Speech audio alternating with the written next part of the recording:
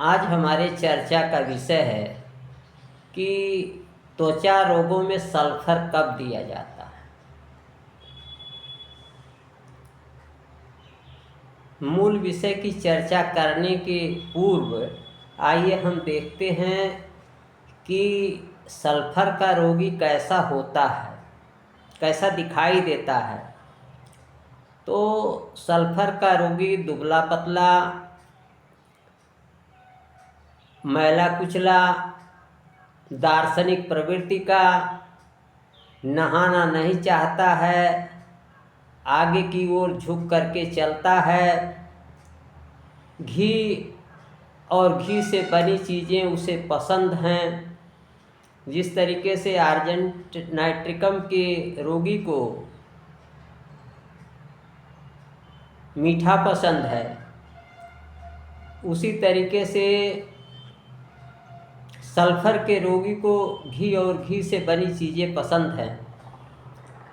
ये सल्फर ही एक ऐसा हार्ट टेम्परामेंट का रोगी है जो घी और घी से बनी चीज़ें पसंद करता है।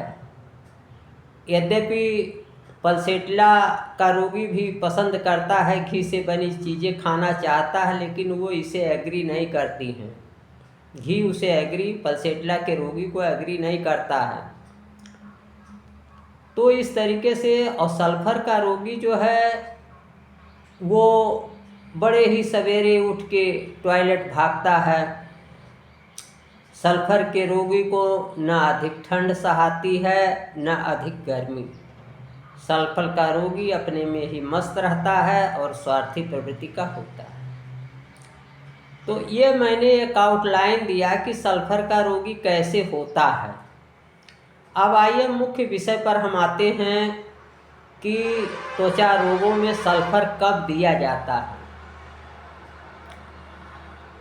त्वचा रोगों में सल्फर की जो सबसे बड़ी विशेषता है वो ये है कि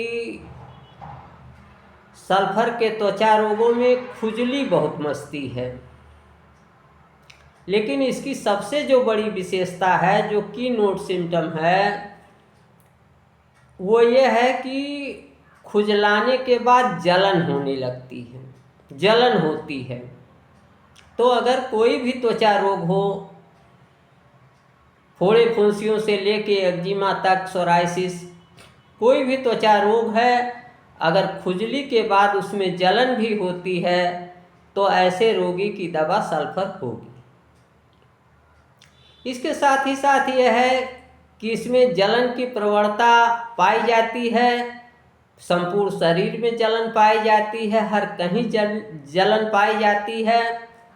और सल्फर के रोगी का एक और विशेष लक्षण है, वो यह है कि जितने भी आउटलेट्स हैं, चाहे मुंह है, नाक है, एनस है, ये सभी जो है नॉस्ट्रिल्स हैं, नाक के नथुने हैं, तो ये सब सभी जो है रेडनेस होती है, लालिमा पाई जाती है।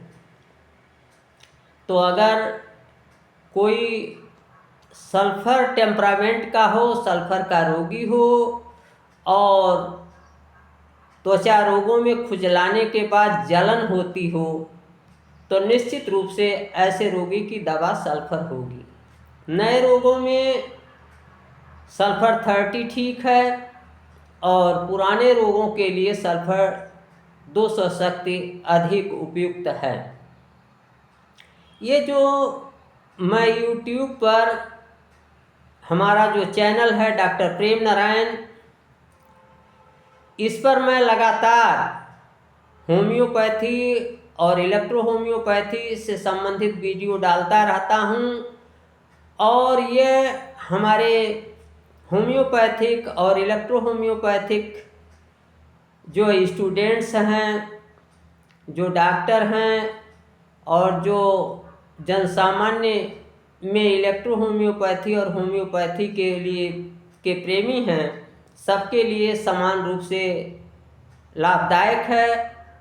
और यदि आप अभी तक हमारा YouTube चैनल डॉक्टर प्रेम नारायण सब्सक्राइब नहीं किए हैं तो आज ही सब्सक्राइब कर लें, ताकि आपको नई नई अपडेट नित्य रोज मिलती रहे।